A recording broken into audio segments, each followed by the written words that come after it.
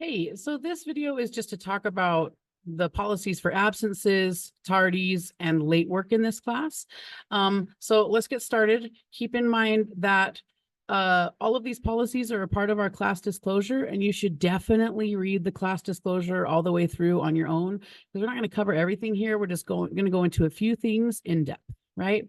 But what's most important to know is that sometimes the late work policy or the attendance policies, they can seem a little intense, right? But the idea here is not to punish you. It is to help you develop habits that will help serve you not just in this class, but in every other class moving forward.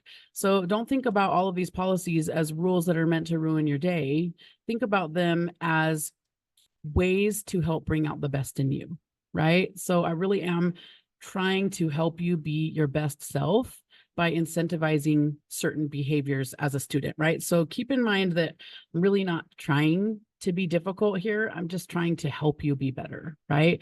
So keep in mind that all of these policies that I have here are meant to help you develop life habits. And not just life habits for in general, but you are on an honors track in high school, right? You're in an honors level English class, which means that you'll probably take an honors level English class in 11th grade, and you'll probably take college level English classes in 11th and 12th grade. And so all of these policies are designed to help you prepare for that level of rigor, right? Help you prepare for the expectations that will be put upon you in future years. So keep in mind that, again, all of this is to help you develop, right? So also I want you to think, as you're learning about these policies, keep in mind that I have very specific ways that you can fix your mistakes because you are new to the high school atmosphere, right? And because nobody's perfect, I have built in ways for you to fix your mistakes.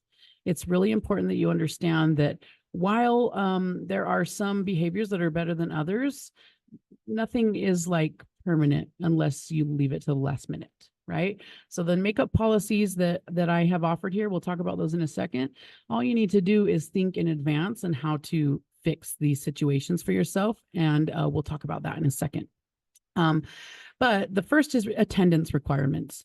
Over COVID, students got into the habit of really struggling to be consistent with attendance. Those days are gone. You got to be in school every day. It's just it.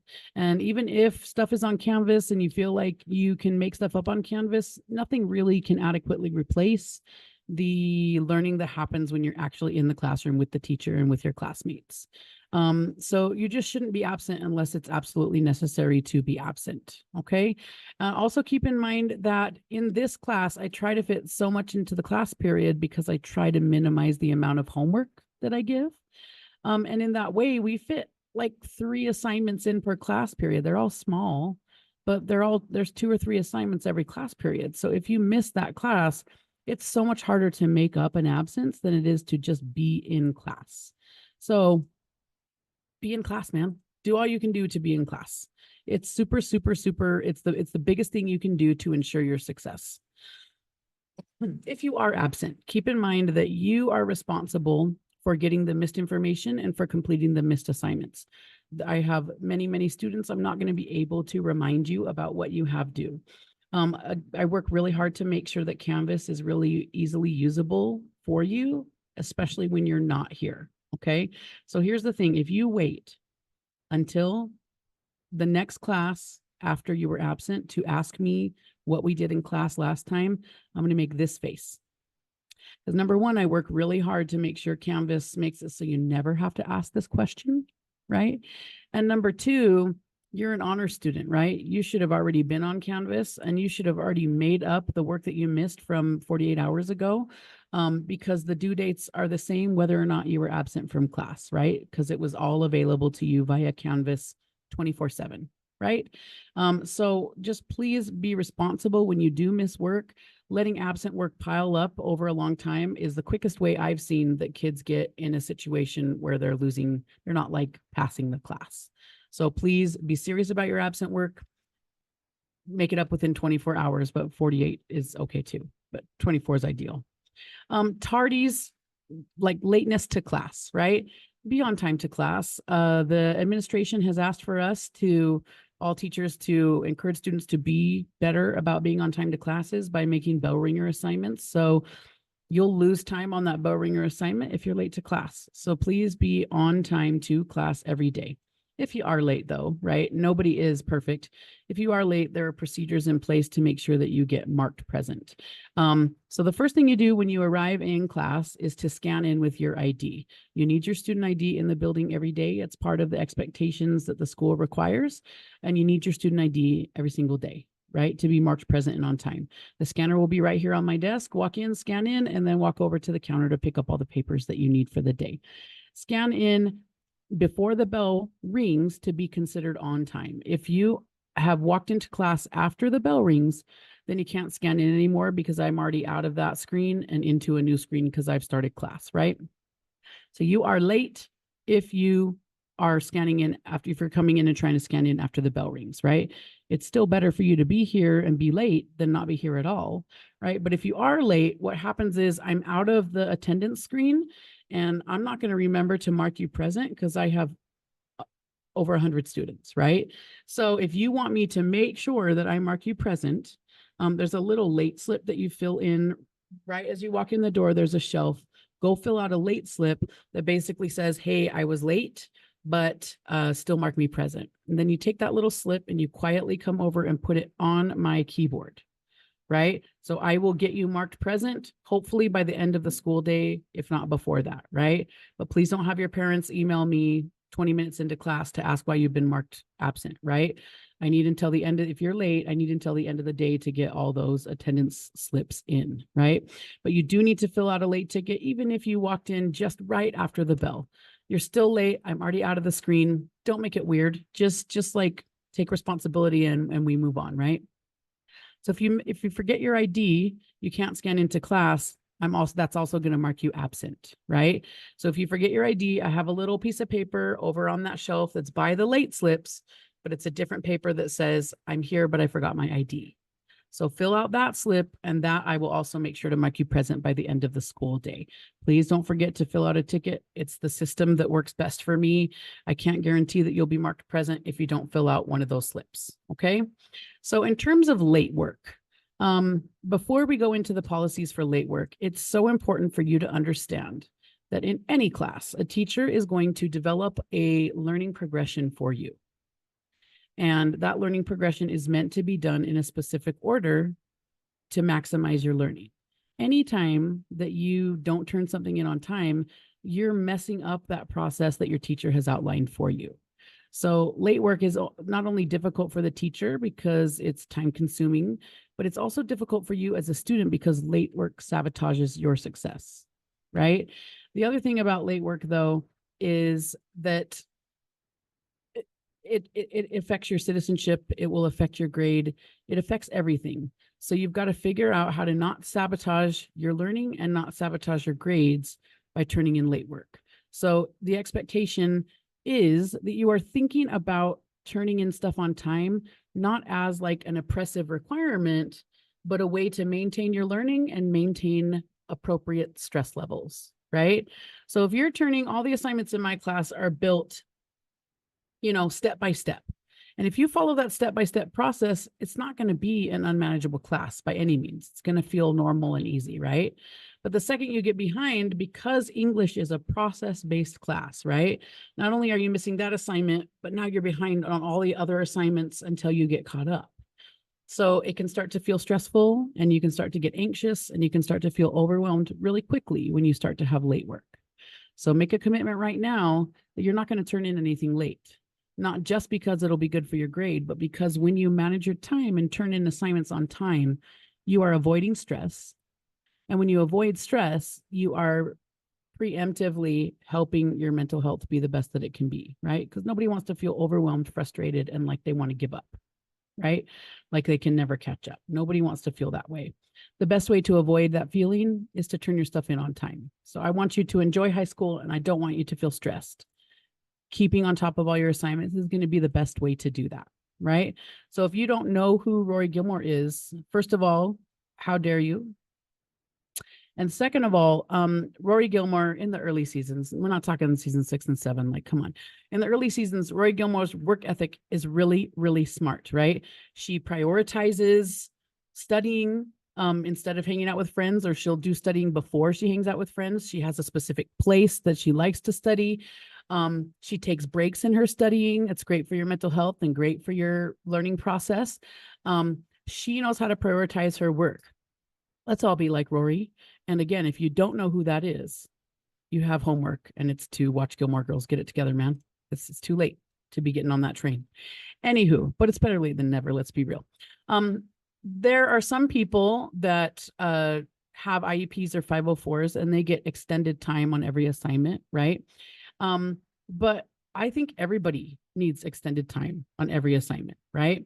So in this class, everyone gets extended time. Any assignment that I give, with very few exceptions, any assignment that I give is always due before the next class period. So you always have 48 hours from when class ends to when the next class begins to turn in that assignment, right? So it won't be late unless you turn it in after the next class begins.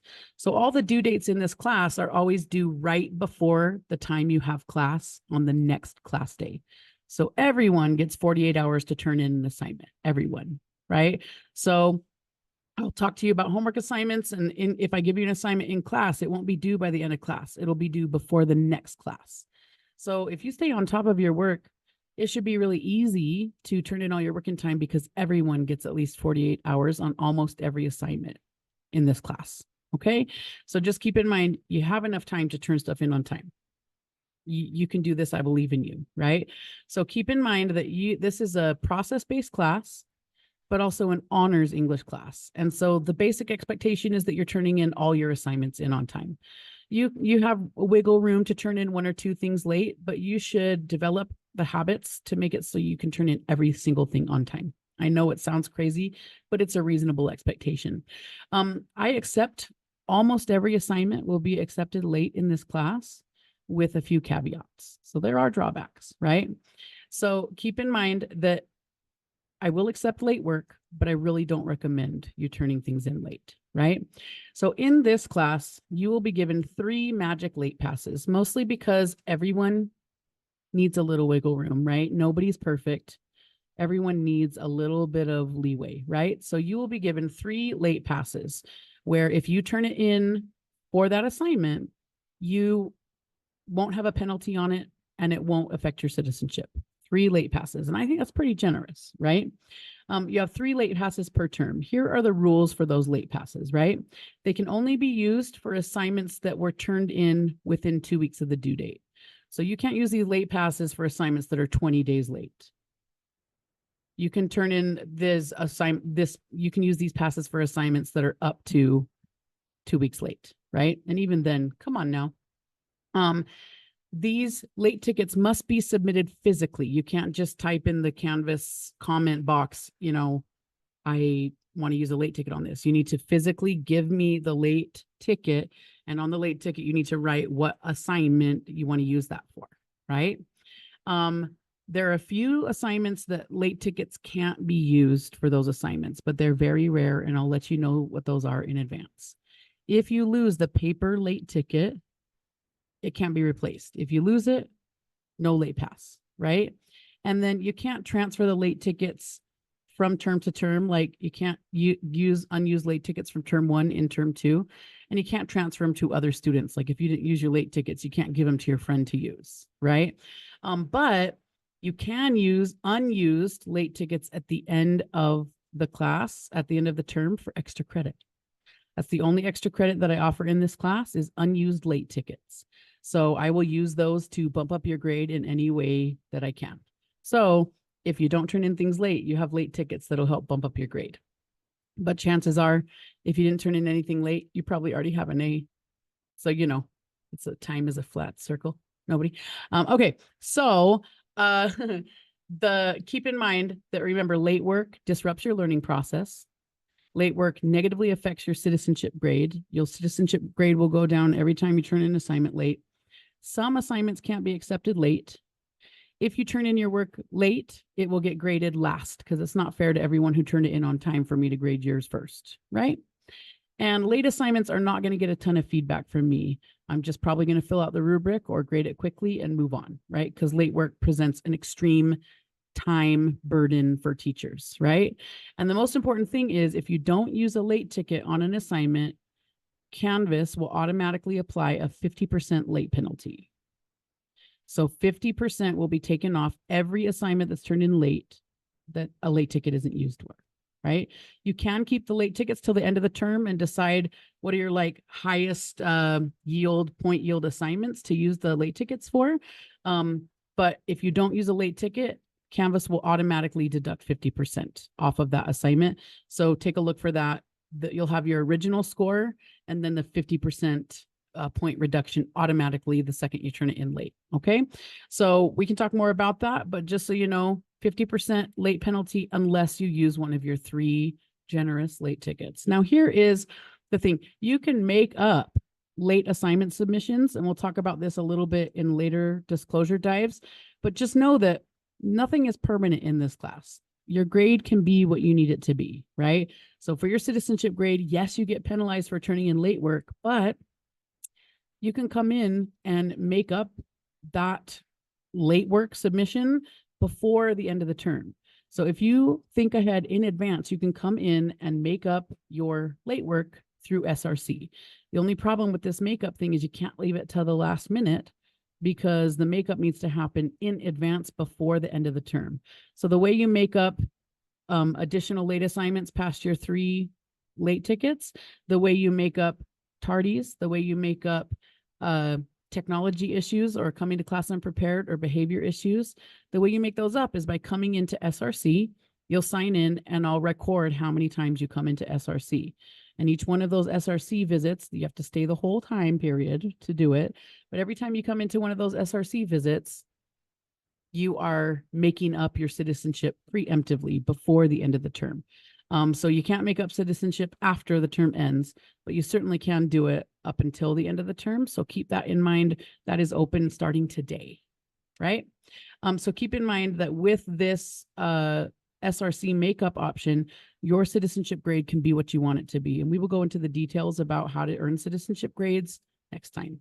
But keep in mind that just because you procrastinated or you didn't think ahead about making up your citizenship grade, just because you procrastinated doesn't make an emergency on my end. So if you're waiting till the end of the term to think about your grade or your citizenship grade, you've procrastinated, my friend, and that doesn't make an emergency for me, right? Because full disclosure, you knew about it all in advance, right? So the policies don't change just because you left thinking about it to the last minute.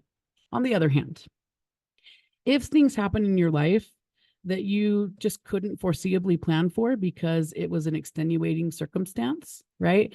Like an illness or an accident or a death in the family, things that you couldn't foreseeably plan for, communicate with me about those things because I will absolutely work with you.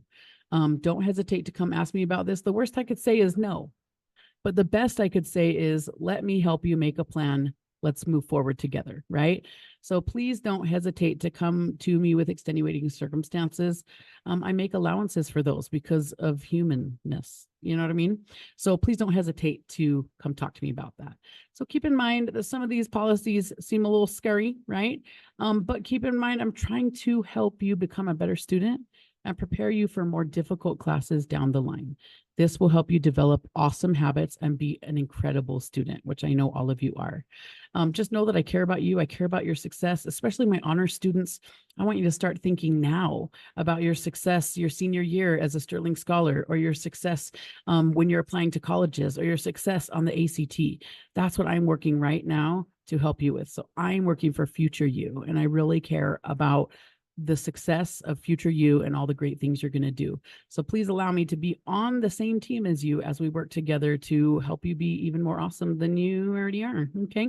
Thanks for coming to my TED Talk. Okay, bye.